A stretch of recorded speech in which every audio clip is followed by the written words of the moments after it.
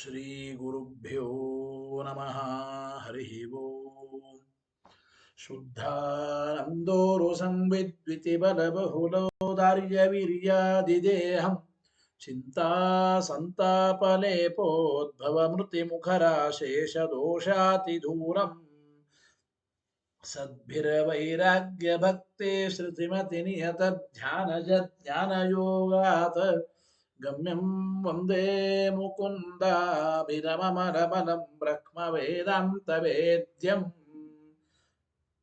याञ्चामन्दरलोलिताद्यतबुधैर्द्विद्यें जिरा निर्जरैः जातो भारतपारिजातसुतरुः सद्ब्रह्मसूत्रामृतम् आसीत्तन्त्रपुराणसन्मणिगणो जातः शुकेन्दुः सदा सोऽयं व्याससुधानिधिर्भवतु मे भूतैः सतां भूतिदः स्वान्तध्वान्तनिकृन्तनेजितमहावैकर्तनां शूरजम् निर्दोषं जितचन्द्रचन्द्रिकमलं तापत्रयोन्मूलने गाम्भीर्ये जितसिन्धुराजममितं भाष्यं यदास्याम्बुजात् आविर्भूतममन्दबोध भगवत्पादान् प्रपद्ये तथा श्रीमद्वसंसेवनलब्धशुद्धविद्यासुधाम्बो निधयो कृपालवः पङ्कजनाभतीर्थाः कृपालवस्यां मयि नित्यमेषाम् श्रीमद्रमारमण सद्गिरिपादसङ्गि व्याख्यानिनाददलिताखिलदुष्टदर्पम् दुर्वादिवारणविदारणदक्षदीक्षम् अक्षोभ्यतीर्थमृगराजमहं नमामि। अथ तत्कृपया ब्रह्मसूत्रभाष्यं यथामति व्याकुर्वे श्रीमदानन्दतीर्थार्यमुखनिःसृतम् गङ्गासङ्गेन नैर्मल्यम् नृत्याद्भिर्लभ्यते यथा वाचो विशुद्धिसिद्ध्यर्थं सङ्गम्यन्ते गुरोर्गिरः अथ अविद्यापटलपिहितनयनैः अन्यैः अन्यथा व्याख्यातानि ब्रह्मसूत्राणि यथावद्व्याचिख्यासुः भगवानाचार्यवर्यः पारीप्सितभाष्यस्य कैवल्याब्ध्यखिलफलसाधनतादिसिद्ध्यर्थं निरन्तराय परिसमाप्त्याद्यर्थं च नारायणनमस्कारं ग्रथयते ग्रन्थारम्भं च प्रतिजानीते नारायणमिति नारायणं गुणैः सर्वैः उदीर्णं दोषवर्जितं ज्ञेयं गम्यं गुणोश्चापे नत्वा सूत्रार्थ उच्यते।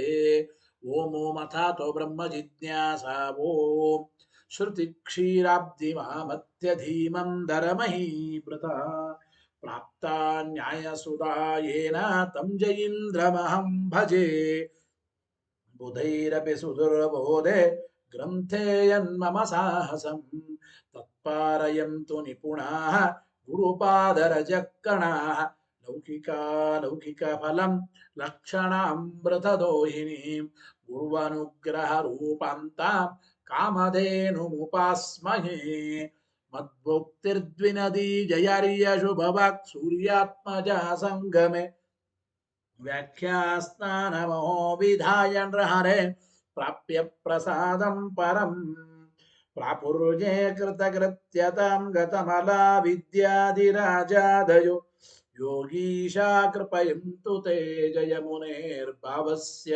बोधाय मे शुकेन शान्त्यादिषु वाङ्मयेषु व्यासेन धैर्यं बुधिरोपमेयम् मनोजजित्या मनसां निपत्या रघुत्तमाख्यं सुगुरुं नमामि न दग्धं यस्य कौपीनम् अग्नौ दत्तमपि स्फुटम् वेदव्यासगुरुं नौमि श्रीवेदेश नमस्कृतम् सत्यनाथ गुरुः पातु योधीरो नवचन्द्रिका नवामृतगदातीर्थ ತಾಂಡವಾನಿ ವ್ಯಚೀಕೃಪತ್ ಆರೂಢಃ ಸಹಸಾ ಯತೀಂದ್ರಪದವೀಂ ಗತ್ವಾ ಚ ವಾರಾಣಸಿ ತತ್ರತ್ಯಾಂಕುಮತ ಪ್ರಚಾರ ನಿರತಾನದ್ವೈತ ದಿಗ್ಧಂತಿನಃ ಪ್ರೌಢಾರ್ಥೇ ವಚನೆ ಸುಯುಕ್ತಿ ಖಚಿತೈ ಸಂಭೀಷಯನ್ಮೋದಯನ್ ಸತ್ಯಧ್ಯಾನ ಸುಖೇಸರಿ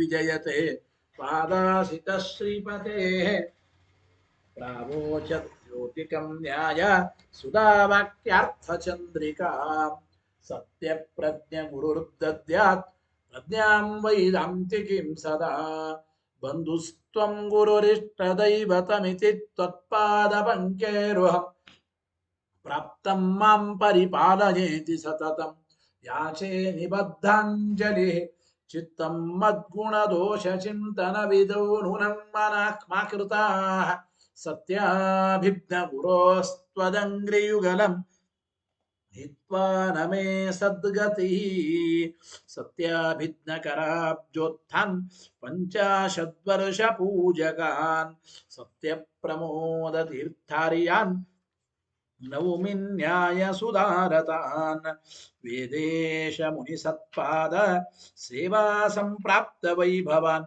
ಯಾದವಾರ್ಯಾನ್ ವರಸುಧಾ ಟೀಕಾಕಾರಾನ್ ವಯಂ ನುಮಃ ಪೃಥ್ವೀ ಮಂಡಲಮಧ್ಯಸ್ಥಾಃ ಪೂರ್ಣಬೋಧಮತಾನುಗಾಃ ವೈಷ್ಣವಾ ವಿಷ್ಣುಹೃದಯಾಃ ತಾನ್ನಮಸ್ಯೆ ಗುರುನ್ ಮಮ ಆಪಾದಮೌಲಿಪರ್ಯಂತಂ ಗುರುಣಾಮಾಕೃತಿಂ ಸ್ಮರೇತ್ ತೇನ ವಿಘ್ನಾಃ ಪ್ರಣಶ್ಯಂತೆ ಸಿದ್ಧ್ಯಂತಿ ಚ ಮನೋರಥಾಃ ಶುಭಾನ್ ಧ್ಯಾಯಂತಿ ಯೇ ಕಾಮಾನ್ ಗುರುದೇವಃ ಪ್ರಸಾದಜಾನ್ ಇತರಾನ್ ಆತ್ಮಪಾಪೋತ್ಥಾನ್ ತೇಷಾಂ ವಿದ್ಯಾ ಫಲಿಷ್ಯತಿ ಯೈರಹಂ ಶುಕವತ್ ಸಮ್ಯಕ್ ಶಿಕ್ಷಿತೋಸ್ಮಿ ಕೃಪಾಲುಭಿಃ ಶ್ರೀಮತ್ಸತ್ಯಾತ್ಮತೀರ್ಥಾರ್ಯಾನ್ ವಂದೇ ವಿದ್ಯಾ ಗುರುನ್ ಮಮ ಶ್ರೀಮನ್ ಮೂಲರಾಮ ಪದಾಸಕ್ತಂ ಸ್ವರ್ಣಮಂಟಪಕಾರಿಣಂ ಗುರುಸ್ಮರಣಕರ್ತಾರಂ ವಂದೇ ಸತ್ಯಾತ್ಮಯೋಗಿನಂ ಸ್ವಸ್ತ್ಯಸ್ತು ಸತಾಮಖಿಲ ಸನ್ಮಂಗಲಾನಿ ಭವಂತು ಶ್ರೀ ಗುರುಭ್ಯೋ ನಮಃ ಹರಿ ಓಂ. ನಿನ್ನೆ ತಿಳಿದಂತೆ ಬ್ರಹ್ಮಸೂತ್ರ ಭಾಷ್ಯ ತತ್ವಪ್ರಕಾಶಿಕೆಯಲ್ಲಿ ಪ್ರಥಮಾಧ್ಯಾಯ ಸಮನ್ವಯ ಅಧ್ಯಾಯ, ಅಲ್ಲಿ ಪ್ರಥಮ ಪಾದ, ಎರಡನೇ ಅಧಿಕರಣ ಜನ್ಮಾಧಿಕರಣ. ಜನ್ಮಾಧಿಕರಣದಲ್ಲಿ ಭಗವಂತನ ಲಕ್ಷಣವನ್ನು ಹೇಳಿದ್ದಾನೆ. ಶ್ರುತಿಯಲ್ಲಿ ಹೇಳಿದ ಬ್ರಹ್ಮ ಯಾರು ಅಂದ್ರೆ ಓಂ ಜನ್ಮಾದ್ಯಸ್ಯೇತಃ ಓಂ, ಜಗಜ್ಜನ್ಮಾದಿ ಕಾರಣ ಕರ್ತೃವಾದ ವ್ಯಕ್ತಿಗೆ ಬ್ರಹ್ಮ. ಜಗಜ್ಜನ್ಮಾದಿ ಕಾರಣನಾದ ವ್ಯಕ್ತಿ ಬ್ರಹ್ಮ ಅಂದ್ರೆ ಅವನು ಶಿವ, ರುದ್ರ ಅಂತ ಆಗಲಾರ, ಅವನು ರುದ್ರ ಅಂತ ಸರ್ವಥಾ ಆಗಲಾರ ಎಂಬ ಮಾತನ್ನ ತಿಳಿಸಿಕೊಟ್ಟರು. ಜೊತೆಗೆ ಜನ್ಮಾದ್ಯಸ್ಯ ಯತಃ ಎಂಬ ಸೂತ್ರದಲ್ಲಿ ಜನ್ಮಾದಿ ಎಂಬ ಶಬ್ದ ಇದೆ. ಆ ಜನ್ಮಾದಿ ಎಂಬ ಶಬ್ದವನ್ನು ಸಮಾಸ ಹೇಗೆ ಮಾಡಬೇಕು ಅಂದ್ರೆ ಜನ್ಮಾದ್ಯಸ್ಯ ಇತಿ ತದ್ಗುಣ ಸಂವಿಜ್ಞಾನಂ ಅಂದ್ರೆ ಟೀಕಾಕೃತ್ಪಾದರು ಹೇಳ್ತಾ ಇದ್ದಾರೆ, ಜನ್ಮಾದಿ ಎಂಬಲ್ಲಿ ಬಹುರ್ವಿ ಸಮಾಸ ಮಾಡಬೇಕು. ಯಾವ ಬಹುರ್ವಿ ಸಮಾಸ ಮಾಡಬೇಕಪ್ಪ ಅಂದ್ರೆ ತದ್ಗುಣ ಸಂವಿಜ್ಞಾನ ಬಹುರ್ವೀಹಿ ಎಂಬ ಸಮಾಸವನ್ನ ಮಾಡಬೇಕು ಅಂತ ಹೇಳ್ತಾ ಇದ್ದಾರೆ. ನೋಡಿ, ಮೊದಲು ಬಹುರ್ವಿಹಿ ಸಮಾಸ ಅಂದ್ರೆ ಏನು? ಬಹುರ್ವಿಗೆ ಒಂದು ನಿಯಮ ಇದೆ, ಅನ್ಯ ಪದಾರ್ಥ ಪ್ರಧಾನೋ ಬಹುರ್ವೀಹಿ. ಸಮಾಸ ಘಟಕವಾದ ಶಬ್ದಗಳಿಗೆ ಪ್ರಾಧಾನ್ಯ ಇರೋದಿಲ್ಲ. ಹೊರಗಿನ ಅನ್ಯ ಪದಾರ್ಥಕ್ಕೆ ಪ್ರಾಧಾನ್ಯ ಇರತಕ್ಕಂತಹ ಸಮಾಸವೇ ಬಹುರ್ವಿ ಸಮಾಸ ಅಂತ ನಾವು ಅರ್ಥ ಮಾಡಿಕೊಳ್ಳಬೇಕು. ಅಂದರೆ ಪದ್ಮನಾಭ ಅಂತ ಶಬ್ದ ಇದೆ ದೇವರಿಗೆ. ಪದ್ಮನಾಭ ಎಂಬ ಶಬ್ದದ ಸಮಾಸ ಹೇಗೆ? ಪದ್ಮಂ ನಾಭೌ ಯಶಸಃ ಪದ್ಮನಾಭ ಅಂತ ಹೇಳ್ತೇವೋ ಇಲ್ಲ. ನೋಡಿ, ಪದ್ಮಂ ನಾಭೌ ಯಶಸಃ ಪದ್ಮನಾಭ ಅಂತ ಮಾಡುವಾಗ ಅರ್ಥ ಏನು? ಯಾವ ವ್ಯಕ್ತಿಯ ನಾಭಿಯಲ್ಲಿ ಅಂತ ಅಭಿಪ್ರಾಯ.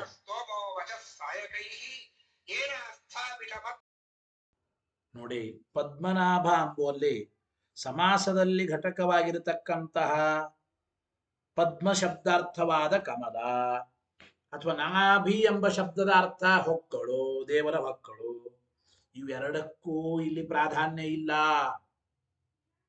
ನಾಭಿಯಲ್ಲಿ ಕಮಲವನ್ನ ಇಟ್ಟುಕೊಂಡವನು ಆ ಪದ್ಮನಾಭ, ಆ ವ್ಯಕ್ತಿಗೆ, ವಿಷ್ಣುವಿಗೆ ಇಲ್ಲಿ ಮಹತ್ವ ಇದೆ. ಹೌದು ತಾನೆ? ಪದ್ಮಂ ನಾಭವು ಯಸ್ಯ ಸಹ ಪದ್ಮನಾಭ ಅಂತ ಕರೀತಾ ಇದ್ದಾನೆ. ಅಂದ್ರೆ ಅನ್ಯ ಪದಾರ್ಥ ಪ್ರಧಾನೋ ಬಹುರ್ವಿ ಅಂತ ಹೇಳುವ ಸಮಾಸ ಇಲ್ಲಿ. ಗೊತ್ತಾಯ್ತೋ ಇಲ್ಲ? ಅದೇ ರೀತಿ ಈ ಬಹುರ್ವಿ ಸಮಾಸದಲ್ಲಿ ಎರಡು, ತದ್ಗುಣ ಸಂವಿಜ್ಞಾನ ಬಹುರ್ವೀಹಿ, ಅತದ್ಗುಣ ಸಂವಿಜ್ಞಾನ ಬಹುರ್ವೀಹಿ ಅಂತ ಎರಡಿದೆ. ಅಂದರೆ ಈ ತದ್ಗುಣ ಸಂವಿಜ್ಞಾನ ಬಹುರ್ವಿ ಅಂದ್ರೆ ನಾನು ಹೇಳಿದೆ ಏನು ಅಂದರೆ, ಸಮಾಸ ಘಟಕವಾದ ಪದಾರ್ಥಗಳಿಗೆ ಒಂದು ಪ್ರಾಶಸ್ತ್ಯ ಪ್ರಾಧಾನ್ಯ ಇಲ್ಲದೇನೆ ಹೊರಗಿನ ಪದಾರ್ಥಗಳಿಗೆ ಪ್ರಾಶಸ್ತ್ಯ. ಗೊತ್ತಾಯ್ತೋ ಇಲ್ಲ? ಅದನ್ನ ಅಥದ್ಗುಣ ಸಂವಿಜ್ಞಾನ ಬಹುರ್ವಿ, ಸಾರಿ ಅಂದ್ರೆ ಸಮಾಸ ಘಟಕವಾದ ಪದಗಳಿಗೆ, ಸಮಾಸ ಘಟಕವಾದ ಆ ಪದಗಳಿಂದ ಹೇಳಲ್ಪಡುವ ಪದಾರ್ಥಗಳು ಅಂದ್ರೆ ಸಮಾಸ ಘಟಕವಾದ ಪದಾರ್ಥಗಳಿಗೆ ಪ್ರಾಧಾನ್ಯ ಇಲ್ಲದೇನೆ ಹೊರಗಿನ ಪದಾರ್ಥಗಳಿಗೆ ಪ್ರಾಧಾನ್ಯ ಇರತಕ್ಕಂಥದ್ದನ್ನು ಅತದ್ಗುಣ ಸಂವಿಜ್ಞಾನ ಬಹುರ್ವೀಹಿ, ಅದು ಪದ್ಮನಾಭ ಎಂಬ ಉದಾಹರಣೆಯನ್ನು ನಾವು ಹೇಳಿದ್ದೇವೆ. ಗೊತ್ತಾಯ್ತಾ? ಉದಾಹರಣೆ ಹೇಳಿದ್ದೇವೆ, ಅದನ್ನ ಅಲ್ಲಿ ತಿಳಿಸಿಕೊಟ್ಟಿದ್ದಾರೆ.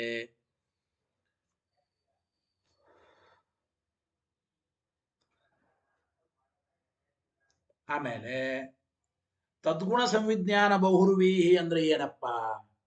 ಸಮಾಸ ಘಟಕವಾದ ಪದಾರ್ಥಗಳಿಗೂ ಪ್ರಾಧಾನ್ಯ ಇರುತ್ತದೆ. ಹೇಗೆ? ಲಂಬಕರ್ಣ ಮಾನಯ ಅಂತ ಹೇಳ್ತಾರೆ ಸಂಸ್ಕೃತ. ಲಂಬಕರ್ಣ ಮಾನಯ ಉದ್ದ ಕಿವಿ ಇದ್ದವನನ್ನ ಕರೆದುಕೊಂಡು ಬಾ, ಲಂಬಕರ್ಣ ಮಾನಯ.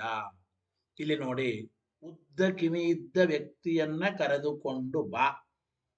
ಸಮಾಸ ಹೇಗಲ್ಲಿ ಹೇಳುವಾಗ ಅಂದ್ರೆ ಸಮಾಸ ಘಟಕವಾದ ಆ ಲಂಬಕರಣದ ಜೊತೆಗೇನೆ ವ್ಯಕ್ತಿಗೂ ಆನಯನ ಕ್ರಿಯೆಯಲ್ಲಿ ಅನ್ವಯ ಇದೆ.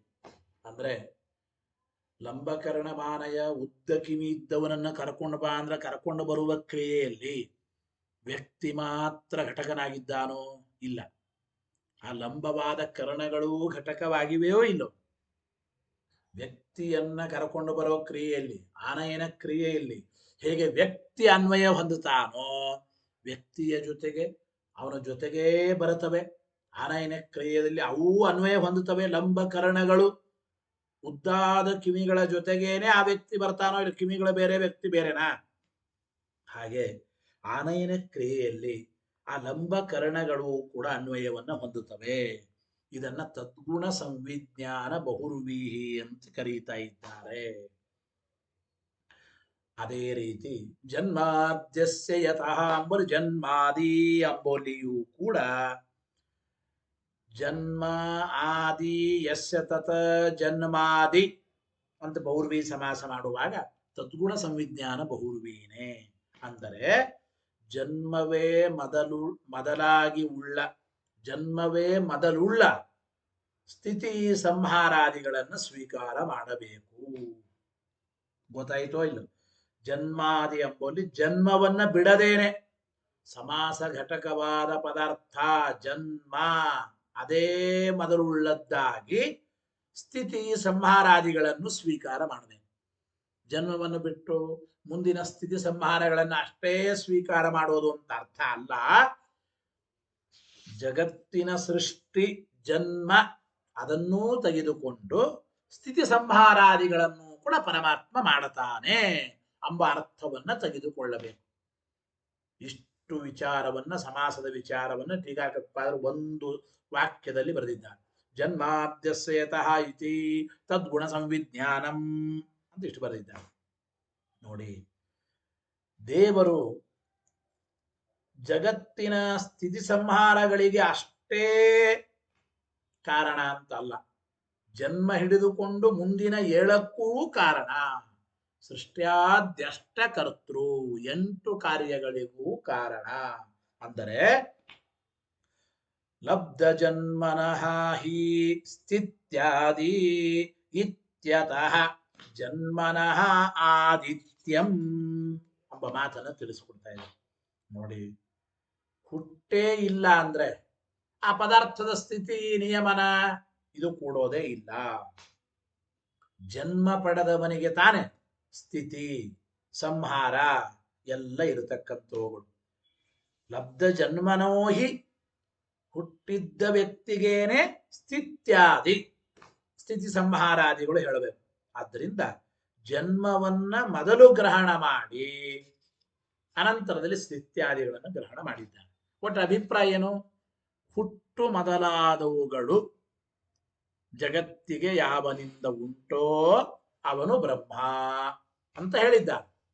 ಅಂದ್ರೆ ಅಭಿಪ್ರಾಯ ಜನ್ಮವೇ ಮೊದಲುಳ್ಳ ಸ್ಥಿತ್ಯಾದಿಗಳು ಅಂದ್ರು. ಜನ್ಮವನ್ನು ಹಿಡಿದುಕೊಂಡು ಸ್ಥಿತಿ ಸಂಹಾರಾದಿಗಳು 8 ಕಾರ್ಯಗಳು ಭಗವಂತನಿಂದ ಆಗುತ್ತವೆ ಅಂತ ಹೇಳಿದ್ರು. ಸರಿ, ಜನ್ಮವನ್ನೇ ಮೊದಲು ಯಾಕೆ ಹೇಳಿದ್ರು ಇಲ್ಲಿ ಸೂತ್ರಕಾರರು? ಓಂ ಜನ್ಮಾದ್ಯಸ್ಯತಃ ಓಂ ಸೂತ್ರ. ಇದೇ ವೇದವ್ಯಾಸ ದೇವರು ಭಾಗವತದ ಮಂಗಳಾಚರಣೆ ಜನ್ಮಾದ್ಯಸ್ಯ ಯತೋನ್ವಯಾದಿತರತಾತ್ ಇತರತಃ ಅಂತ ಅಂದ್ರು. ಜನ್ಮಾದಿ ಅಂದ್ರು. ಅಲ್ಲೇ ಜನ್ಮವನ್ನೇ ಮೊದಲು ಯಾಕೆ ಹೇಳಿದ್ದಾರೆ ಅಂದ್ರೆ, ಜನ್ಮ ಆದ್ರೆ ತಾನೇ ಮುಂದೆ ಸ್ಥಿತಿ ಸಂಹಾರ ಎಲ್ಲ ಕಾರ್ಯಗಳು ನಡೆಯೋದು. ಒಂದು ಪದಾರ್ಥಕ್ಕೆ ಜನ್ಮವೇ ಪ್ರಧಾನ. ಆ ಒಂದು ಅರ್ಥದಲ್ಲಿ ಜನ್ಮವನ್ನು ಮೊದಲು ಹೇಳಿದ್ದಾರೆ ಎಂಬ ಅರ್ಥವನ್ನು ಕೂಡ ನಾವು ಚಿಂತನೆ ಮಾಡಬಹುದು ಅಂತ ತಿಳಿಯಬಹುದು. ಇದಾದ ಮೇಲೆ ಈ ಜಗಜ್ಜನ್ಮಾದಿ ಕರ್ತೃತ್ವ ಅಂಬೋದೇನಿದೆ ಇದು ವಿಷ್ಣುವಿಗೆ ಮಾತ್ರ ಇದೆ. ಜಗಜ್ಜನ್ಮಾದಿ ಕಾರಣ ಕರ್ತೃವಾದ ಬ್ರಹ್ಮ ಅಂದ್ರೆ ಶಿವನನ್ನ ತೋಳ್ಲಿಕ್ಕೆ ಬರಲ್ಲ ಎಂಬ ಮಾತನ್ನು ಮುಂದೆ ಸಮರ್ಥನೆ ಮಾಡ್ತಾ ಇದ್ದಾರೆ. ನೋಡಿ ಏನು, ನನು ಜಗಜ್ಜನ್ಮಾದಿ ಕರ್ತೃತ್ವಂ ಯದಿ ವಿಷ್ಣುಕನಿಷ್ಠಂ ತರ್ಹಿ ಭವೇತ್ ಜೀವಾಪವಾದಕಂ ತದೇವ ಕುತಃ ಇತ್ಯತಃ ಆಹ ಉತ್ಪತ್ತಿ ಇತಿ. ನೋಡ್ರಿ, ಜಗಜ್ಜನ್ಮಾದಿ ಕಾರಣತ್ವ ಇದು ಬ್ರಹ್ಮನ ಲಕ್ಷಣ ಅಂತ ಹೇಳಿದ್ರಿ. ಸಂತೋಷ. ಜಗಜ್ಜನ್ಮಾದಿ ಕಾರಣತ್ವ ಬ್ರಹ್ಮನ ಲಕ್ಷಣ ಅಂತ ಹೇಳಿದ್ದಾರೆ. ಈ ಬ್ರಹ್ಮನ ಲಕ್ಷಣವಾದ ಜಗಜ್ಜನ್ಮಾದಿ ಕಾರಣತ್ವ ವಿಷ್ಣುವಿನಲ್ಲಿ ಮಾತ್ರ ಬರುತ್ತದೆ ಅಂತ ಹೇಗೆ ಹೇಳ್ತೀರಿ? ಈ ಜಗಜ್ಜನ್ಮಾದಿ ಕಾರಣತ್ವ ಎಂಬ ಬ್ರಹ್ಮನ ಲಕ್ಷಣ ಬ್ರಹ್ಮ ಶಬ್ದದಿಂದ ಹೇಳಲ್ಪಡುವ ಜೀವನಿಗೂ ಹೇಳಬಹುದಲ್ಲ. ನೋಡಿ, ನಾನು ಜಗಜ್ಜನ್ಮಾದಿ ಕರ್ತೃತ್ವಂ, ಜಗಜ್ಜನ್ಮಾದಿ ಕರ್ತೃತ್ವ ನೀವು ಹೇಳಿದಂತೆ ಒಂದು ವೇಳೆ ವಿಷ್ಣುವಿನಲ್ಲಿ ಮಾತ್ರ ಇರುತ್ತದೆ ಅಂತಾಗಿದ್ರೆ ಅವಾಗ ತರ್ಹಿ ಜೀವ ಅಪವಾದಕಂ ಭವೇತ ಭವೇತ್ ಜೀವಾಪವಾದಕಂ. ಆವಾಗ ಬ್ರಹ್ಮ ಶಬ್ದದಿಂದ ಜೀವನನ ತೋಳ್ಲಿಕ್ಕೆ ಬರೋದಿಲ್ಲ ಅಂತ ಅನುಭವದಾಗಿತ್ತು. ಗೊತ್ತಾಯಿತು ಇಲ್ಲ? ಜಗಜ್ಜನ್ಮಾದಿ ಕರ್ತೃತ್ವವು ಜೀವನನ್ನ ಬ್ರಹ್ಮ ಶಬ್ದದಿಂದ ಜೀವನನ ಸ್ವೀಕಾರ ಮಾಡೋದಕ್ಕೆ ಜಗಜ್ಜನ್ಮಾದಿ ಕರ್ತೃತ್ವವೇ ಬಾಧಕ ಅನುಭವದು. ಯಾವಾಗ ಜಗಜ್ಜನ್ಮಾದಿ ಕರ್ತೃತ್ವ ವಿಷ್ಣುವಿಗೆ ಮಾತ್ರ ಇದ್ದರೆ, ಅಂದರೆ ಬ್ರಹ್ಮನ ಲಕ್ಷಣವಾದ ಜಗಜ್ಜನ್ಮಾದಿ ಕರ್ತೃತ್ವ ವಿಷ್ಣುವಿಗೆ ಮಾತ್ರ ಅಂತ ಇದ್ದಾಗ ಅವಾಗ ಬ್ರಹ್ಮ ಶಬ್ದದಿಂದ ಜೀವನನ ತೋಳ್ಲಿಕ್ಕೆ ಬರಲ್ಲ ಅಂತ ಅನುಭವದಾಗಿತ್ರಿ. ಈ ಜಗಜ್ಜನ್ಮಾದಿ ಕರ್ತೃತ್ವ ಎಂಬ ಬ್ರಹ್ಮ ಲಕ್ಷಣ ವಿಷ್ಣುವಿಗೆ ಮಾತ್ರ ಅಂತ ಹೇಗೆ ಹೇಳ್ತೀರಿ ಅಂತ ಪ್ರಶ್ನೆ ಮಾಡಿದ್ರೆ, ತದೇವ ಕುತಃ ಇತ್ಯತಃ ಆಹ ಉತ್ಪತ್ತಿ ಇತಿ. ಉತ್ಪತ್ತಿ ಇತಿ ಆಚಾರ್ಯರು ಸ್ಕಂದ ಪುರಾಣದ ಮಾತನ್ನ ಕೊಟ್ಟು ಭಾಷ್ಯದಲ್ಲಿ ಹೇಳ್ತಾ ಇದ್ದಾರೆ. ಸ್ಕಂದ ಪುರಾಣದ ಆ ಶ್ಲೋಕ ಹೇಳಿ, ಉತ್ಪತ್ತಿ ಸ್ಥಿತಿ ಸಂಹಾರಾಹ ನಿಯತಿರ್ಜ್ಞಾನಮಾವೃತಿ ಬಂಧ ಮೋಕ್ಷೌ ಚ ಪುರುಷಾತ್ ಯಸ್ಮಾತ್ ಸ ಹರಿರೇಕರಾಟ್.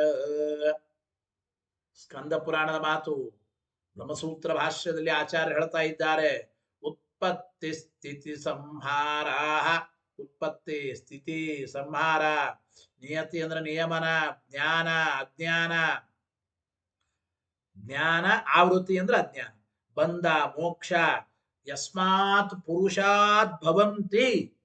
ಈ ಎಲ್ಲ 8 ಕಾರ್ಯಗಳು ಜಗತ್ತಿಗೆ ಯಾವ ಪುರುಷನಿಂದ ಆಗುತ್ತವೋ ಸಹ ಹರಿಹಿ ಏಕರಾಟ್. ಆ ಪರಮಾತ್ಮನೇ ಸರ್ವತಂತ್ರ ಸ್ವತಂತ್ರ, ಆ ಶ್ರೀಹರಿಯೇ ಸ್ವತಂತ್ರ ಎಂಬ ಮಾತನ್ನ ಹೇಳ್ತಾ ಇದ್ದಾರೆ. ಇಲ್ಲಿ ಟೀಕಾಕೃತ್ಪಾದರು ಕಠಿಣ ಪದಗಳಿಗೆ ಅರ್ಥ ಬರೆದಿದ್ದಾರೆ. ನಿಯತಿರ್ಜ್ಞಾನಮಾವೃತಿ. ಆವೃತ್ತಿ ಅಂದ್ರೆ ಗೊತ್ತಾಗಲಿಲ್ಲ. ಆವೃತ್ತಿ ಅಜ್ಞಾನಂ ತತ್ವಪ್ರಕಾಶಕಲ್ಲಿ ಬರೋದು. ಆಮೇಲೆ ಯಸ್ಮಾತ್ ಸ ಹರಿರೇಕರಾಟ್. ಏಕರಾಟ್ ಅಂದ್ರೆ ಒಬ್ಬನೇ ಅಂತ ಹಿಂಗ ಅರ್ಥನೋ. ಏಕರಾಟ್ ಎಂಬ ಶಬ್ದಕ್ಕೆ ಇಲ್ಲಿ ಸ್ವತಂತ್ರ ಅಂತ ಅರ್ಥ. ಏಕರಾಟ್ ಸ್ವತಂತ್ರ. ಸೃಷ್ಟಿಯಾದಿ 8 ಕಾರ್ಯಗಳು ಈ ಜಗತ್ತಿಗೆ ಯಾವನಿಂದ ಆಗತವೋ, ಯಾವ ಪುರುಷನಿಂದ ಆಗತೋ ಅಂತಹ ಶ್ರೀಹರಿಯೇ ಏಕರಾಟ್ ಸ್ವತಂತ್ರ. ಅವನೇ ಬ್ರಹ್ಮ ಶಬ್ದದಿಂದ ವಾಚ್ಯ ಅಂತ ಅರ್ಥ ಮಾಡಿಕೊಳ್ಳಬೇಕು. ಇದಾದ ಮೇಲೆ ಮತ್ತೆ ಪ್ರಶ್ನೆ.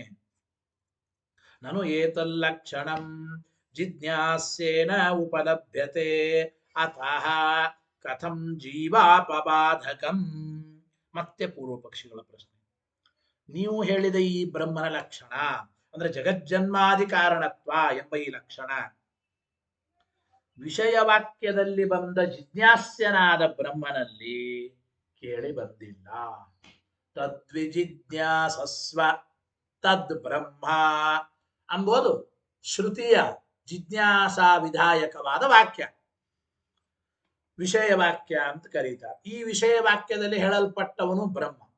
ಈ ಬ್ರಹ್ಮನಲ್ಲಿ ನೀವು ಹೇಳಿದ ಜಗಜ್ಜನ್ಮಾದಿ ಕಾರಣತ್ವ ಎಂಬ ಲಕ್ಷಣ ಬರೋದಿಲ್ಲ.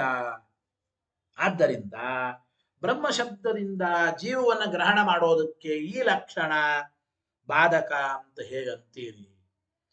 ಅಂದ್ರೆ ಇಲ್ಲಿ ಹೇಳಿದ ಜಿಜ್ಞಾಸ್ಯನಾದ ಬ್ರಹ್ಮನಲ್ಲಿ ನೀವು ಹೇಳಿದ ಜಗಜ್ಜನ್ಮಾದಿ ಕಾರಣತ್ವ ಎಂಬ ಲಕ್ಷಣ ಬರ್ತಾ ಇದ್ದರೆ ಆವಾಗ ಬ್ರಹ್ಮ ಶಬ್ದದಿಂದ ಜೀವನನ ತೊಳೋದಕ್ಕೆ ಬಾಧಕ ಇದೆ ಅನ್ಬೋದಾಗಿತ್ತು ಅಂತ ಹೇಳ್ತಾ ಇದ್ದ.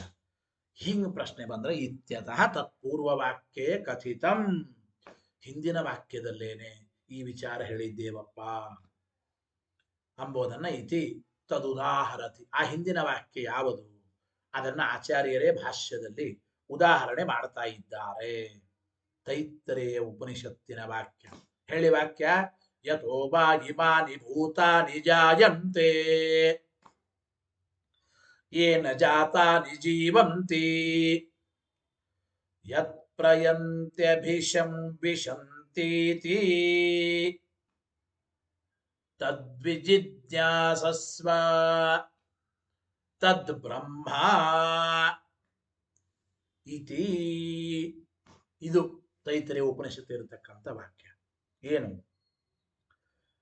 ಇಮಾನಿ ಭೂತಾನಿ ಯತಃ ಜಾಯಂತೆ. ಯಾವ ವ್ಯಕ್ತಿಯಿಂದ ಈ ಎಲ್ಲ ಭೂತಗಳು ಸಕಲ ಜೀವರಾಶಿಗಳು ಹುಟ್ಟುತ್ತವೆಯೋ, ಏನ ಜಾತಾನಿ ಜೀವಂತಿ, ಮತ್ತು ಯಾರಿಂದ ಈ ಎಲ್ಲ ಜೀವರಾಶಿಗಳು ಬದುಕುತ್ತವೋ, ಯತ್ ಪ್ರಯಂತಿ ಅಭಿಸಂವಿಶಂತಿ. ಯತ್ ಪ್ರಯಂತಿ ಅಂದ್ರೆ ಯಾವ ಪ್ರಳಯ ಕಾಲದಲ್ಲಿ, ಅಭಿಸಂವಿಶಂತಿ ಯಾರನ್ನು ಕುರಿತು ಮತ್ತೆ ಚೆನ್ನಾಗಿ ಪ್ರವೇಶ ಮಾಡುತ್ತವೋ, ತದ್ವಿಜಿಜ್ಞಾಸಸ್ವ ಮೋಕ್ಷದಲ್ಲಿ ಯಾರನ್ನು ಸ್ವೇಚ್ಛೆಯಿಂದ ಪ್ರವೇಶ ಮಾಡುತ್ತವೋ. ಅಭಿಸಂವಿಶಂತಿ ಅಂದ್ರೆ ಏನು?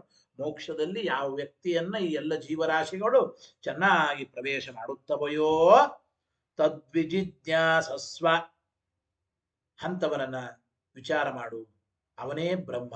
ತದ್ ಬ್ರಹ್ಮ ತದ್ವಿಜಿಜ್ಞಾಸಸ್ವ, ಅವನೇ ಬ್ರಹ್ಮ, ಅವನನ್ನ ವಿಚಾರ ಮಾಡು ಅಂತ ಹೇಳ್ತಾ ಇದೆ ತೈತ್ರೇಯ ಉಪನಿಷತ್ತು.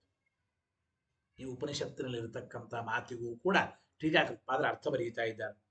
ಯತ್ ಪ್ರಯಂತಿ ಅಭಿಸಂವಿಶಂತಿ. ಯತ್ ಪ್ರಯಂತಿ ಅಂದ್ರೆ ಯಾವ ಪ್ರಳಯ ಕಾಲದಲ್ಲಿ. ಆಮೇಲೆ ಯದ್ ಅಭಿಸಂವಿಶಂತಿ ಅಂದ್ರೆ ಅಭಿ ಸ್ವೇಚ್ಛಯ ಸ್ವೇಚ್ಛೆಯ ಸಂವಿಶಂತಿ ಅಭಿಸಂವಿಶಂತಿ. ಅಭಿ ಅಂದ್ರೆ ಸ್ವೇಚ್ಛೆಯಿಂದ ಯಾವ ಜೀವರಾಶಿಗಳು ಯತ್ ಪ್ರಯಂತಿ ಯಾವ ಪ್ರಳಯ ಕಾಲದಲ್ಲಿ ಅಭಿಸಂವಿಶಂತಿ. ಸಂವಿಶಂತಿ ಅಂದ್ರೆ ಸಮ್ಯಕ್ ಪ್ರವಿಶಂತಿ ಮುಕ್ತೌ. ಮೋಕ್ಷ ಕಾಲದಲ್ಲಿ ಎಲ್ಲ ಜೀವರಾಶಿಗಳು ಯಾವ ಪರಮಾತ್ಮನಲ್ಲಿ ಚೆನ್ನಾಗಿ ಪ್ರವೇಶ ಮಾಡುತ್ತವೆಯೋ ಅವನೇ ಬ್ರಹ್ಮ, ಜಿಜ್ಞಾಸ್ಯನಾದ ಬ್ರಹ್ಮ ಅಂತ ಅಭಿಪ್ರಾಯ. ಸರಿ, ಇದಾದ ಮೇಲೆ ಸೃಷ್ಟ್ಯಾದಿಕರ್ತೃತ್ವಂ ಪ್ರತ್ಯೇಕಮಪಿ ವಿಷ್ಣುಕನಿಷ್ಠಂ ಕಿಮು ಸರ್ವಂ. ಇನ್ನೊಂದು ಮಾತು ಹೇಳ್ತಾ ಇದ್ದ. ಜಗಜ್ಜನ್ಮಾದಿ ಕಾರಣತ್ವ, ಜನ್ಮವೇ ಮೊದಲಾದ 8 ಕಾರ್ಯಗಳಿಗೆ ಕರ್ತ ವಿಷ್ಣುವೇ. ಜನ್ಮವೇ ಮೊದಲಾದ 8ಗಳನ್ನ ಪ್ರತ್ಯೇಕವಾಗಿ ಹೇಳಿದರೂ ಕೂಡ ಒಂದೊಂದು ಭಗವಂತನಲ್ಲಿ ಮಾತ್ರ ಈ ಲಕ್ಷಣ ಸಮನ್ವಯವಾಗುತ್ತಾ ಇದೆ. ಜನ್ಮಕರ್ತೃತ್ವಂ, ಸ್ಥಿತಿಕರ್ತೃತ್ವಂ, ಸಂಹೃತಿಕರ್ತೃತ್ವಂ, ಹೀಗೆ ಒಂದೊಂದು ಲಕ್ಷಣವೂ ಕೂಡ ವಿಷ್ಣುವಿನಲ್ಲಿ ಮಾತ್ರ ಇರತಕ್ಕಂಥವುಗಳು. ಒಂದೊಂದು ಲಕ್ಷಣಗಳು ವಿಷ್ಣುವಿನಲ್ಲಿ ಮಾತ್ರ ಇರುತ್ತವೆ ಅಂದ ಮೇಲೆ ಇನ್ನು ಎಲ್ಲವೂ ಸೇರಿ ಜಗಜ್ಜನ್ಮಾದಿ ಕಾರಣತ್ವ ಎಂಬುದು ಸಮಸ್ತವಾದ ಈ ಇಡೀ ಲಕ್ಷಣ ಬ್ರಹ್ಮನಲ್ಲಿ ಮಾತ್ರ ಇರುತ್ತದೆ ಅಂತ ಏನ್ ಹೇಳೋದು ಅಂತ ಟೀಕಾರ ಇದೆ.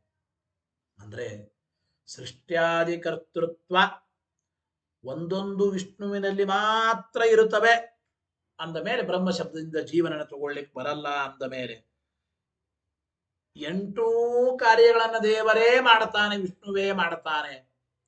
8 ಕಾರ್ಯಗಳನ್ನು ಮಾಡುವವನೇ ಬ್ರಹ್ಮ, ಅವನೇ ವಿಷ್ಣು.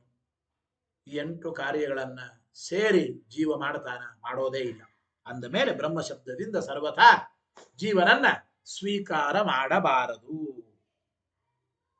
ಬ್ರಹ್ಮ ಶಬ್ದದಿಂದ ಜೀವನನ ಸ್ವೀಕಾರ ಮಾಡಬಾರದು. ಇತ್ಯಭಿಪ್ರಾಯೇಣ, ಈ ಅಭಿಪ್ರಾಯದಿಂದಲೇ ಸ್ಥಿತಿಕರ್ತೃತ್ವಸ್ಯ, ಜಗತ್ತಿನ ಸೃಷ್ಟಿ ಇದು ಪರಮಾತ್ಮ ಮಾತ್ರ ಹೇಗೆ ಮಾಡ್ತಾನೋ ಸ್ಥಿತಿಕರ್ತಾನೂ ಕೂಡ ವಿಷ್ಣು ಮಾತ್ರ ಆಗಿದ್ದಾನೆ. ಸ್ಥಿತಿಕರ್ತೃತ್ವ ಎಂಬುದು ವಿಷ್ಣುವೈಕ ನಿಷ್ಠ, ವಿಷ್ಣುವಿನಲ್ಲಿ ಮಾತ್ರ ಇರುತ್ತದೆ ಎಂಬುದಕ್ಕೆ ಶ್ರುತಿಯನ್ನು ಹೇಳ್ತಾ ಇದ್ದಾರೆ ಮುಂದಿನ ವಾಕ್ಯದಲ್ಲಿ. ನೋಡಿ, ಅಲ್ಲಿ ನಾವು ಚಿಂತನೆ ಮಾಡಬೇಕು ವಿಶೇಷವಾಗಿ. ಗೊತ್ತಾಯಿತೋ ಇಲ್ಲೋ?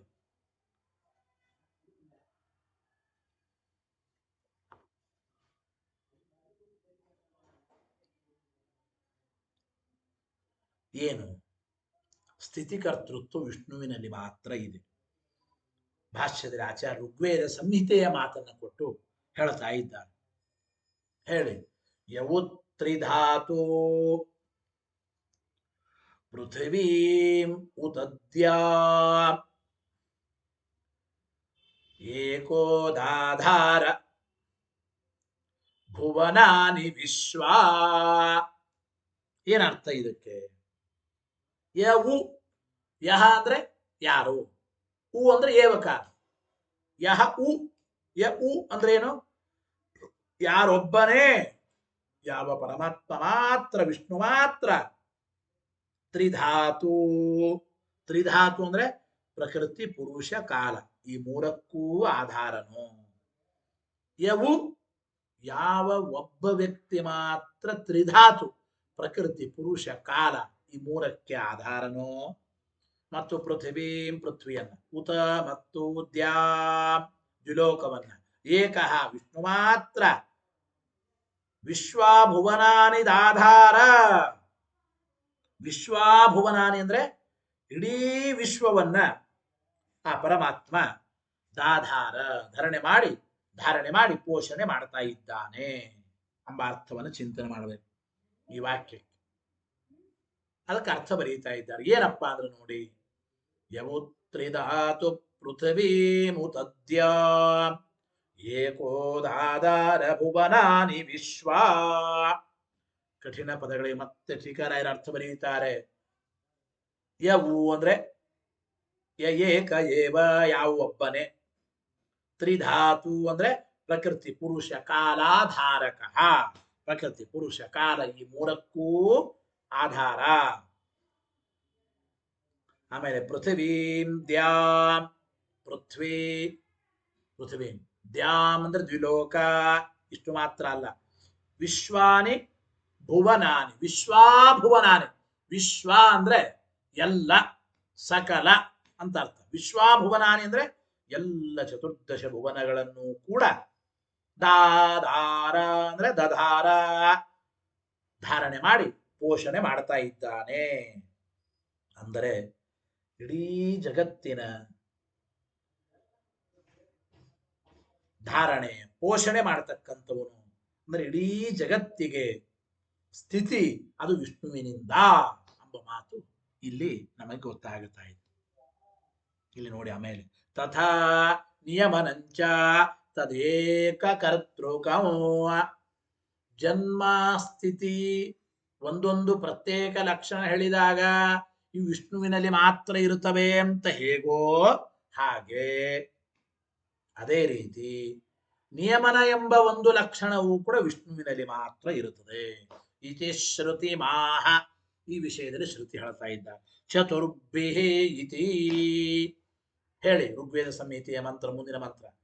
ಚತುರ್ಭಿ ಸಾಕಂ ನವತಿಂಚನಾಮಭಿ ಚಕ್ರಂ ನರುತ್ತಂ ವ್ಯತಿರವೀವೀಪತ ವ್ಯತಿರವೀವಿಪತ. ಏನರ್ಥ ಗೊತ್ತಾ ಈ ಮಂತ್ರಕ್ಕೆ? ಚತುರ್ಭಿಃ ನಾಮಭಿಃ ಅಂದ್ರೆ ಅಭಿಪ್ರಾಯ ಸಹ ಅಂತ ಇದೆ ಅಲ್ಲಿ. ಬೃಹತ್ ಶರೀರನಾದ ಮೂಲರೂಪಿಯಾದ ಆ ವಿಷ್ಣು ನಾಮಭಿಚ ಕೇವಲ ಹೆಸರಿನಿಂದ, ಅಂದರೆ ಸ್ವರೂಪತಃ ಪರಸ್ಪರ ಭೇದ ಇಲ್ಲದೆ ಇರತಕ್ಕಂತಹ ಕೇವಲ ಹೆಸರಿನಿಂದ ಮಾತ್ರ ಭಿನ್ನ. ನಾಮಭಿಚ ಕೇವಲ ಹೆಸರಿನಿಂದ, ಅಂದ್ರೆ ಸ್ವರೂಪತಃ ಪರಸ್ಪರ ಭೇದ ಇಲ್ಲದ. ಚತುರ್ಭಿ ನಾಲ್ಕು ರೂಪಗಳಿಂದ. ಯಾವ ನಾಲ್ಕು ರೂಪ? ವಾಸುದೇವ, ಸಂಕರ್ಷಣ, ಪ್ರದ್ಯುಮ್ನ, ಅನಿರುದ್ಧ. ಉಲ್ಟ, ಅನಿರುದ್ಧ, ಪ್ರದ್ಯುಮ್ನ, ಸಂಕರ್ಷಣ, ವಾಸುದೇವ. ಈ ನಾಲ್ಕು ರೂಪಗಳಿಂದ ಸಾಕಂ ಕೂಡಿಕೊಂಡು, ನಭತಿಂ ಅಂದ್ರೆ 90, ವ್ಯತೀನ್ ವಿಶೇಷವಾಗಿ ಅಂದ್ರೆ ಅಧಿಕರಾದ, ಎಲ್ಲರಕ್ಕಿಂತಲೂ ಅತಿಶಯ ಉಳ್ಳ ದೇವತೆಗಳನ್ನ ವ್ಯತೀನ್ ಅಂತ ಕರೀತಾರೆ. ಯಾಕೆ ವ್ಯತೀನ್ ಅಂತ ಕರೀತಾರೆ? ವಿಶೇಷವಾಗಿ ಅಧಿಕರಾದ ದೇವತೆಗಳನ್ನು ಅಂತ ಅಭಿಪ್ರಾಯ. ವೃತ್ತಂ ಗುಂಡಕಾಯಿ, ವರ್ತುಲಾಕಾರವಾಗಿ. ಚಕ್ರಂ ವರ್ತುಲಾಕಾರವಾಗಿರತಕ್ಕಂತಹ ಚಕ್ರದಂತೆ, ವರ್ತುಲಾಕಾರ ವೃತ್ತಂ ಚಕ್ರಂ ಗುಂಡಾಗಿರತಕ್ಕಂತಹ ಚಕ್ರದಂತೆ. ಗೊತ್ತಾಯ್ತಲ್ಲ? ನ ಚಕ್ರದಂತೆ ಒಮ್ಮಲಿಗೆ ಅವೀವಿಪತ ಅಂದ್ರೆ ಪರಿವರ್ತನೆಗೊಳಿಸ್ತಾನೆ, ತಿರುಗಿಸ್ತಾನೆ. ಗೊತ್ತಾಯಿತೋ ಇಲ್ಲ? ಅನಿರುದ್ಧ, ಪ್ರದ್ಯುಮ್ನ, ಸಂಕರ್ಷಣ, ವಾಸುದೇವ ಎಂಬ 4 ರೂಪಗಳಿಂದ ಪರಮಾತ್ಮ ಇಡೀ 90 ದೇವತೆಗಳನ್ನ, ಮುಂದೆ ಹೇಳ್ತಾರೆ ಮತ್ತೆ 94 ದೇವತೆಗಳನ್ನೇ ಚಕ್ರದಂತೆ ಅವೀವಿಪತ ತಿರುಗಿಸ್ತಾ ಇದ್ದಾನೆ ಪರಮಾತ್ಮ ಎಂಬ ಮಾತನ್ನ ತಿಳಿಸಿಕೊಡ್ತಾ ಇದ್ದಾರೆ. ಚಕ್ರದಂತೆ ತಿರುಗಿಸ್ತಾ ಇದ್ದಾನೆ ಎಂಬ ಮಾತನ್ನ ಹೇಳಿಕೊಡ್ತಾ ಇದ್ದಾರೆ. ಗೊತ್ತಾಯ್ತಾ? ಏನರ್ಥ? ಇದ್ರ ವಿವರಣೆ ನಿಧಾನವಾಗಿ ನೋಡೋಣ. ಸಹ ಬೃಹತ್ ಶರೀರ ಮೂಲರೂಪಿ, ದೊಡ್ಡದಾದ ದೇಹವುಳ್ಳ ಮೂಲರೂಪಿಯಾದ ಪರಮಾತ್ಮನೋ ವಿಷ್ಣುವೋ. ಚತುರ್ಭಿ ಅಲ್ಲಿ ಹೇಳುವಾಗ ನಾಮ ಬೀಚ ಅಂದ್ರೆ ಕೇವಲ ಹೆಸರಿನಿಂದ ಮಾತ್ರ ಭಿನ್ನ ಹೊರತು ಅವನು ಸ್ವರೂಪತಃ ಈ ಬೇರೆ ಬೇರೆ ಬೇರೆ ಬೇರೆ ರೂಪಗಳಿಂದ ಭಿನ್ನ ಅಂತ ಅನ್ಕೋಬೇಡಿ. ಸ್ವಗತ ಭೇದ ವಿವರ್ಜಿತ, ತನ್ನ ಯಾವುದೇ ರೂಪಗಳಿಂದ ಪರಮಾತ್ಮ ಭಿನ್ನನಲ್ಲ, ಭಿನ್ನನೆ. ಹಾಗೆ ಚತುರ್ಭಿ 4 ರೂಪಗಳಿಂದ ಕೂಡಿಕೊಂಡು. 4 ಅಂದ್ರೆ ಯಾವುದು? ವಾಸುದೇವಾದಿ ನಾಮಭಿಹಿ, ಅನಿರುದ್ಧ, ಪ್ರದ್ಯುಮ್ನ, ಸಂಕರ್ಷಣ, ವಾಸುದೇವ ಹೆಸರುಗಳು ಮಾತ್ರ ಬೇರೆ ಬೇರೆ ಅನಿಸ್ತವೆ ಅಷ್ಟೇ. ನಾಮಭಿ ಅಂದ್ರೆ ನಾಮ ಮಾತ್ರೈ ಅಂದ್ರೆ ಸ್ವರೂಪ ಭೇದ ಶೂನ್ಯೈ, ಸ್ವರೂಪತಃ ಭೇದ ಶೂನ್ಯವಾದ ಅನಿರುದ್ಧ ಪ್ರದ್ಯುಮ್ನ ಸಂಕರ್ಷಣ ಎಂಬ ವಾಸುದೇವ ಎಂಬ ಈ 4 ರೂಪಗಳಿಂದ ಸಾಕಂ ಕೂಡಿಕೊಂಡು ನಭತಿಂ ಅಂದ್ರೆ ವಿಶೇಷೇಣ ಅಧಿಕಾನ ದೇವಾನ್ ವ್ಯತೀನ್ ನವತೀಂ ವ್ಯತೀನ್, ವಿಶೇಷವಾಗಿ ಎಲ್ಲರಕ್ಕಿಂತಲೂ ಉತ್ತಮರಾದ ಅಧಿಕರಾದ ದೇವತೆಗಳನ್ನು ವೃತ್ತಂ ಚಕ್ರಂ ಗುಂಡಕಾಗಿರತಕ್ಕಂತಹ ಚಕ್ರದಂತೆ, ವಿಪತ ಅಂದ್ರೆ ಪರ್ಯವರ್ತಯತ ತಿರುಗಿಸ್ತಾನೆ. ಚಕ್ರವನ್ನ ಹೇಗೆ ತಿರುಗಿಸ್ತಾನೋ ಹಾಗೆ ಚಕ್ರದಂತೆ ಈ 94 ದೇವತೆಗಳನ್ನು ತಿರುಗಿಸ್ತಾ ಇದ್ದಾನೆಂಬ ಮಾತನ್ನು ತಿಳಿಸ್ತಾ ಮೊದಲು 90 ತತ್ವ ಪ್ರಕಾಶಕ ಪ್ರಕಾರ ವ್ಯಾಖ್ಯಾನಕಾರ 94 ಹೇಗೆ ಹೇಳತಾನೆ ಲೆಕ್ಕ.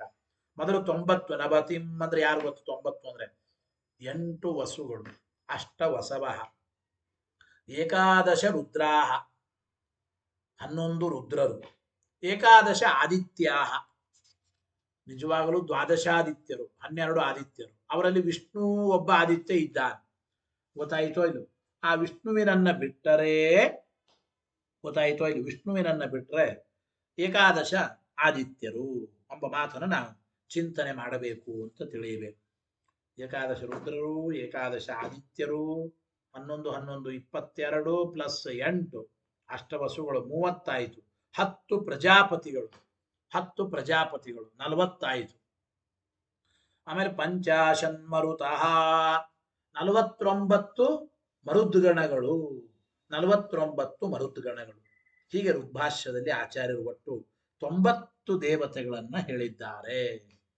ಗೊತ್ತಾಯ್ತು? 90 ದೇವತೆಗಳನ್ನ ಹೇಳಿದ್ದಾರೆ ಋಗ್ಭಾಷ್ಯದಲ್ಲಿ ಆಚಾರ್ಯರು ಹೇಳಿಕೊಟ್ಟಿದ್ದಾರೆ ಅಂತ ಅಭಿಪ್ರಾಯ. ಇತಿ ನವತಿ. ಇಲ್ಲಿ 90 94 ಅಂಬಲ್ಲಿ ನಾವು ಚೆನ್ನಾಗಿ ಚಿಂತನೆ ಮಾಡಬೇಕು.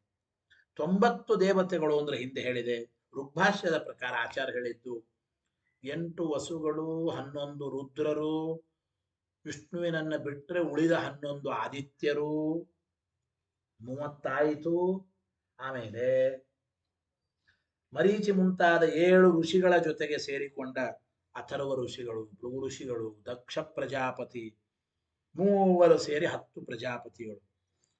ಚತುರ್ಮುಖ ಬ್ರಹ್ಮನನ್ನು ಸೇರಿಸಿಬಿಟ್ರೆ 10 ಮಂದಿ ಪ್ರಜಾಪತಿಗಳು ಇರಲಿ. ಮುಖ್ಯ ಪ್ರಾಣನನ್ನು ಸೇರಿಸಿಬಿಟ್ರೆ ಅಲ್ಲಿ ಅಂದ್ರೆ ಪ್ರಾಣದೇವರಿಗೆ ಸಮಾನರಾದ ಬ್ರಹ್ಮದೇವರು ಸೇರ್ತಾ ಇದ್ದಾರೆ. 49 ಮರುದ್ಗಣಗಳು, ಒಟ್ಟು 50. ಹೀಗೆ ಸೇರಿದ್ರೆ 40 49 89 ಪ್ಲಸ್ ಪ್ರಾಣ ಬ್ರಹ್ಮ ತಗೊಂಡ್ರೆ 90. ಹೀಗೆ 90 ದೇವತೆಗಳು 90 ದೇವತೆಗಳು ಅಂತ ಋಗ್ಭಾಷ್ಯದಲ್ಲಿ ಆಚಾರ್ಯರು ತಿಳಿಸಿಕೊಟ್ಟಿದ್ದಾರೆ.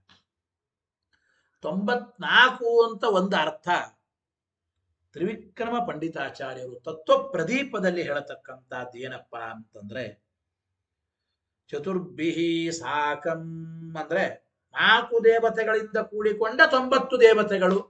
ಚತುರ್ಭಿ ಸಾಕಂ ವ್ಯತೀನ್ 4ರಿಂದ ಕೂಡಿಕೊಂಡ ದೇವತೆಗಳು ಅಂದ್ರೆ 94 ಎಂಬ ಮಾತನ್ನ ತಿಳಿಸಿಕೊಡ್ತಾ ಇದ್ದಾರೆ. ಆವಾಗ ಅಲ್ಲಿ ಚತುರ್ಭಿಹಿ ನಾಮಭಿಹಿ ಚತುರ್ಭಿಹಿ ಅಂದ್ರೆ ಅಲ್ಲಿ ನಾಮಭಿ ಎಂಬ ಶಬ್ದಕ್ಕೆ ಹೆಸರುಗಳಿಂದ ಮಾತ್ರ ಭಿನ್ನ, ಸ್ವರೂಪತಃ ಅಭಿನ್ನವಾದ 4 ರೂಪಗಳು ಹಂಗ ಅರ್ಥ ಅಲ್ಲ. ಅಲ್ಲಿ ಚತುರ್ಭಿಹಿ ಸಾಕಂ ನಾಮಭಿ ಅಂದ್ರೆ ಏನು? ಕೀರ್ತಿಶಾಲಿಗಳಾದ. ಸಂಸ್ಕೃತದಲ್ಲಿ ನಾಮ ಶಬ್ದಕ್ಕೆ ಒಳ್ಳೆ ಕೀರ್ತಿ ಪ್ರಸಿದ್ಧಿ ಅಂತ ಹೆಸರಿದೆ. ನಾಮಭಿಹಿ ಚತುರ್ಭಿಹಿ ಸಾಕಂ ಕೀರ್ತಿಶಾಲಿಗಳಾದ 4 ದೇವತೆಗಳಿಂದ ಕೂಡಿಕೊಂಡ 90 ದೇವತೆಗಳನ್ನು ಅಂತ ಹಿಂಗ ಅರ್ಥ ಮಾಡಿದ್ದಾರೆ. ಅಂದ್ರೆ ಹೇಗೆ ನೋಡಿ, 8 ವಸುಗಳು, 11 ಆದಿತ್ಯರು, ವಿಷ್ಣುವಿನನ್ನು ಬಿಟ್ರೆ 12ರಲ್ಲಿ ಒಬ್ಬ ವಿಷ್ಣುವಿನನ್ನು ಬಿಟ್ರೆ 11 ಆದಿತ್ಯರು, ಆಮೇಲೆ ಏಕಾದಶ ರುದ್ರರು, 49 ಮರುದ್ಗಣಗಳು. ಇಷ್ಟ ಆಯ್ತು. ಆಮೇಲೆ ಅಶ್ವಿನಿ ದೇವತೆಗಳು ಒಬ್ಬರು, ಇಬ್ಬರನ್ನು ಸೇರಿಸಿ 1 ಅಂತ ಗುಂಪದು 1 ಸಂಖ್ಯೆ ಅಶ್ವಿನಿ ದೇವತೆಗಳು. ಆಮೇಲೆ ಬೃಹಸ್ಪತಿ, ಕಾಮ, ಮನು, ದಕ್ಷ, ವಿನಾಯಕ, ಭೃಗು, ಅನಿರುದ್ಧ, ಧರ್ಮ, ನಿವೃತ್ತಿ, ಕುಬೇರ 10 ಪ್ರಜಾಪತಿಗಳು. ಹೀಗೆ 90 ದೇವತೆಗಳು. 90 ದೇವತೆಗಳ ಜೊತೆಗೆ ಅನಂತ ಅಂದ್ರೆ ಶೇಷದೇವರು, ಗರುಡ, ವಾಯು, ಬ್ರಹ್ಮ, ಈ 4 ಜನರನ್ನು ಸೇರಿಸಿ ಅಂದ್ರೆ ಬ್ರಹ್ಮ, ವಾಯುಗಳು, ಗರುಡ, ಶೇಷರು ಸೇರಿಸಿದ್ರೆ ಒಟ್ಟು 94 ಅಂತ. ಚತುರ್ಭಿಸ್ಸಾಕಂ ನವತಿಂ, 94 ದೇವತೆಗಳನ್ನ ಪರಮಾತ್ಮ ಚಕ್ರದಂತೆ ತಿರುಗಿಸ್ತಾನೆ ಎಂಬ ಮಾತನ್ನ ಅಲ್ಲಿ ಹೇಳಿದ್ದಾರೆ ಎಂಬ ವಿಚಾರವನ್ನು ನಾವು ಚಿಂತನೆ ಮಾಡಬೇಕು. ಇಷ್ಟಾದ ಮೇಲೆ ಇನ್ನೊಂದು ಏನಪ್ಪ ಅಂದ್ರೆ ನೋಡಿ, ಏತಾನಿ ಅಪಿ ಲಕ್ಷಣಾನಿ ಅನ್ಯವ್ಯಾಪ್ಯಾನಿ, ಈ ಲಕ್ಷಣಗಳು ಕೂಡ ಬೇರೆಯವರಲ್ಲಿ ಉಂಟಾ ಅಂದ್ರೆ ಇಲ್ಲ. ಏತಾನಿ ಅಪಿ ಲಕ್ಷಣಾನಿ ಅನ್ಯವ್ಯಾಪ್ತಾನಿ ನ, ಈ ಸೃಷ್ಟಿಕರ್ತೃತ್ವೇ ಮೊದಲಾದ 8 ಲಕ್ಷಣಗಳು ಕೂಡ ಬೇರೆಯವರಲ್ಲಿ ಉಂಟಾ ಸರ್ವಥಾ ಇಲ್ಲ ಎಂಬುದನ್ನೇ ಮುಂದಿನ ಋಗ್ವೇದ ಸಂಹಿತೆಯ ಮಂತ್ರದಿಂದ ಆಚಾರ್ಯ ಹೇಳ್ತಾ ಇದ್ದಾರೆ. ಇತ್ಯಾಹ ಪರೇತಿ, ಅದನ್ನು ಹೇಳಿಬಿಡಿ. ಪರೋ ಮಾತ್ರಯ ತನ್ವಾರುಧಾನ ನತೇ ಮಹಿತ್ವಂ ಅನ್ವಷ್ಣುವಂತೆ ನತೇ ವಿಷ್ಣು ಜಾಯಮಾನೋ ನ ಜಾತಃ ದೇವ ಮಹಿಮ್ನಃ ಪರಮಂತಮಾಪ. ಏನರ್ಥ ಗೊತ್ತಾ ಈ ಮಂತ್ರಕ್ಕೆ? ತನ್ವಾರುದಾನ, ತನು ಅಂದ್ರೆ ಶರೀರ, ತನ್ವಾ ತನ್ನ ದೇಹ ರೂಪದಿಂದಲೇನೆ, ರುಧಾನ ಪೂರ್ಣನಾದ, ತನ್ವಾ ತನ್ನ ದೇಹದಿಂದಲೇ, ರುಧಾನ ಪೂರ್ಣನಾದ. ಹೇ ವಿಷ್ಣು, ಎಲ್ಲೋ ವಿಷ್ಣುವೇ, ತ್ವಂ ನೀನು, ಮಾತ್ರಯಾ ಪರಃ, ಮಾತ್ರಯಾ ಪರ ಅಂದ್ರೆ ಮಿತಿಯನ್ನ ಮೀರಿದವನು, ಅಂದ್ರೆ ಅಪರಿಮಿತನಾಗಿದ್ದಿ, ಅಪರಿಮಿತನಾದವನು. ಮತ್ತು ತೇ ಮಹಿತ್ವಂ, ನಿನ್ನ ಮಹಿಮೆಯನ್ನ ನ ಅಶ್ನುವಂತಿ, ಯಾರು ಹೊಂದೋದಿಲ್ಲ. ಆ ಮಂತ್ರಕ್ಕೆ ಅರ್ಥ ಹೇಳ್ತಾ ಇದ್ದೀನಿ.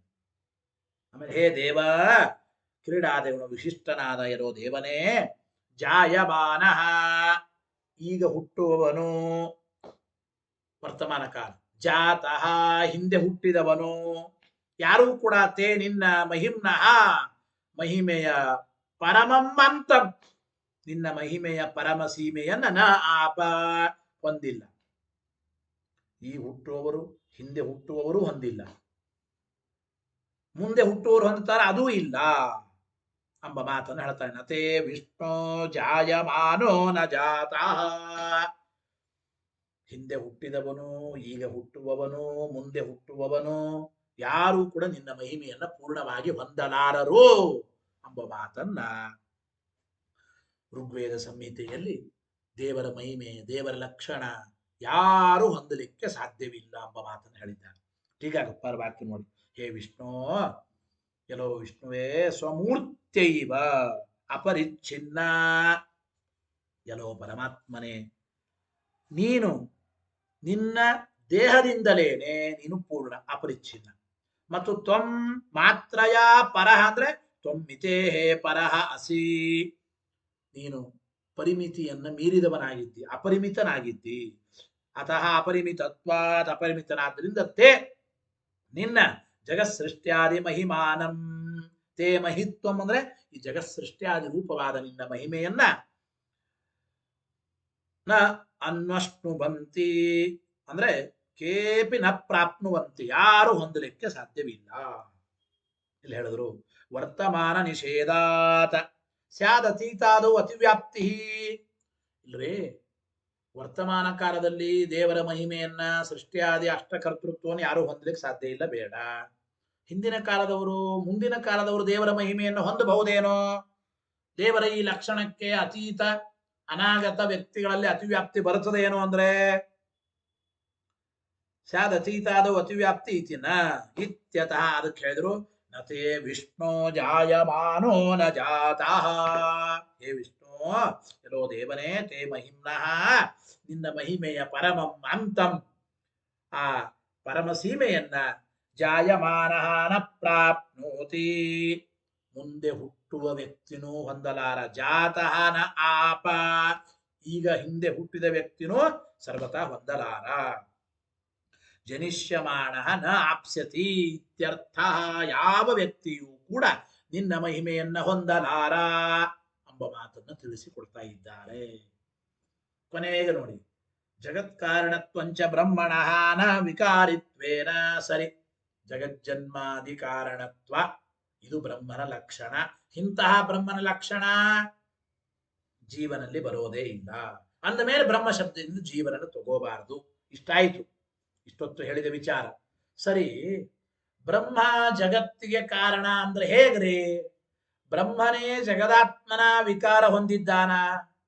ಬ್ರಹ್ಮ ಜಗತ್ತಿಗೆ ಕಾರಣ ಅಂದ್ರೆ ಈ ಜಗತ್ತಿಗೆ ಬ್ರಹ್ಮ ಮೆಟೀರಿಯಲ್. ನೋಡಿ, ಘಟಕ್ಕೆ ಮಣ್ಣು ಕಾರಣ. ಘಟಕ್ಕೆ ಮಣ್ಣು ಕಾರಣ ಅಂದ್ರೆ ಅರ್ಥ ಏನು? ಘಟಕ್ಕೆ ಮಣ್ಣು ಉಪಾದಾನ ಕಾರಣ, ಮೆಟೀರಿಯಲ್ ಆಗಿದೆ. ಹಾಗೆ ಜಗತ್ತಿಗೆ ಬ್ರಹ್ಮ ಕಾರಣ ಅಂದ್ರೆ ಜಗತ್ತಿಗೆ ಉಪಾದಾನ ಕಾರಣವ ಅಲ್ಲ. ಮಣ್ಣೇ ಘಟಾತ್ಮನ ವಿಕಾರ ಹೊಂದಿದೆ. ಹಾಗೆ ದೇವರೇ ಜಗದಾತ್ಮನ ವಿಕಾರ ಹೊಂದಿದ್ದಾನೋ? ಅಲ್ಲ. ಜಗತ್ಕಾರಣತ್ವಂಚ ಬ್ರಹ್ಮಣ ನ ವಿಕಾರಿತ್ವೇನ ಕಿಂತು ಪಿತೃವತಗೇವ. ತಂದೆ ಮಗನಿಗೆ ಕಾರಣನಾಗುವಂತೆ ಭಗವಂತ ಜಗತ್ತಿಗೆ ಕಾರಣ.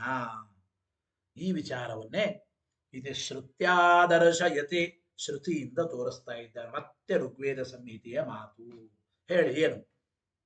ಯೋನ ಪಿತಾ ಜನಿತಾ ಯೋ ವಿಧಾತಾ ಧಾಮಾನಿ ವೇದ ಭುವನಾನಿ ವಿಶ್ವಾ ಇತ್ಯಾದಿ ಚ. ನೋಡಿ, ಯಹ ಯಾರು, ನಹ ಪಿತಾ ಜನಿತಾ, ನಮಗೆಲ್ಲರಿಗೂ ಜನಿತಾ ಪಿತಾ ಜನ್ಮ ನೀಡಿದ ತಂದೆಯೋ, ಯೋ ವಿಧಾತ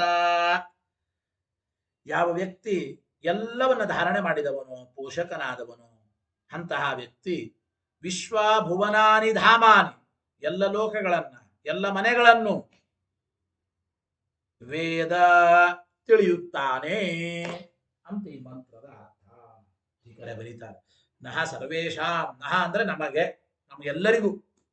ಯೋನ ಪಿತ, ಯಹ ಯಾವನು, ನಹ ಅಂದ್ರೆ ಅಸ್ಮಾಕಂ ಸರ್ವೇಶಾಂ, ನಮಗೆಲ್ಲರಿಗೂ ಅಂತ ಅರ್ಥ. ನಹ ಅಂದ್ರೆ ಸರ್ವೇಶಾಂ.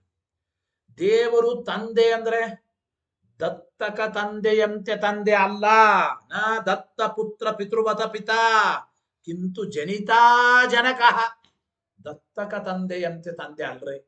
ನಿಜವಾಗಲೂ ಹಡದ ತಂದೆ ಹೇಗೆ ನಮಗೆ ತಂದೆಯೋ, ಜನ್ಮಜಾತನಾಗಿ ಅಂದ್ರೆ ಯಾವನು ನಮ್ಮ ಜನ್ಮಕ್ಕೆ ನಿಜವಾಗಲೂ ಜನಕನು, ಆ ರೀತಿ ಜಗತ್ತಿಗೆ ಪರಮಾತ್ಮ ತಂದೆ. ವಿಶ್ವಾಭುವನಾನಿ ಅಂದ್ರೆ ಸರ್ವಾಣಿ ಭುವನಾನಿ ತದ್ಗತ ಧಾಮಾನಿ, ಎಲ್ಲ ಚತುರ್ದಶ ಭುವನಗಳು, ಚತುರ್ದಶ ಭುವನಗಳಲ್ಲಿರತಕ್ಕಂಥ ಎಲ್ಲ ಧಾಮಾನಿ ಮನೆಗಳನ್ನು ಕೂಡ ವೇದ ತಿಳಿದಿದ್ದಾನೆ ಅಂದ್ರೆ ಅಭಿಪ್ರಾಯ.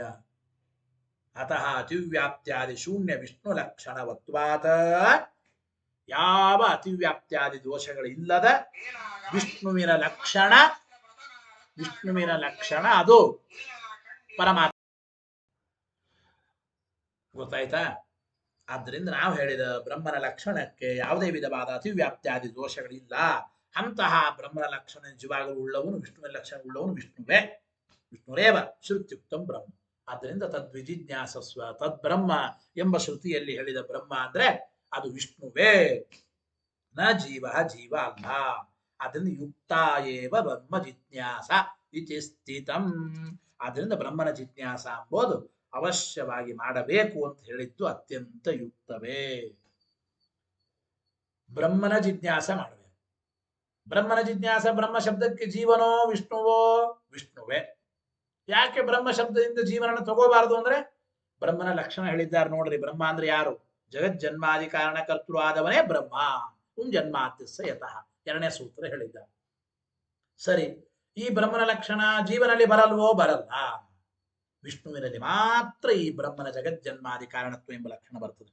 ಆದ್ರಿಂದ ಬ್ರಹ್ಮ ಪದದಿಂದ ವಿಷ್ಣುವನ್ನೇ ಸ್ವೀಕಾರ ಮಾಡಬೇಕು. ಆದ್ರಿಂದ ಬ್ರಹ್ಮ ಜಿಜ್ಞಾಸ ಅಂದ್ರೆ ವಿಷ್ಣುವಿನ ಜಿಜ್ಞಾಸ ಅಂತೆ ಅರ್ಥ ಹೊರತು ಜೀವನ ಜಿಜ್ಞಾಸ ಅಲ್ಲ. ಜಿಜ್ಞಾಸಕ್ಕೆ ಬ್ರಹ್ಮ ವಿಷ್ಣು ಎಂಬುವನು ವಿಷಯನಾಗುತ್ತಾನಾದ್ದರಿಂದ ಜಿಜ್ಞಾಸಾನು ಕೂಡುತ್ತದೆ.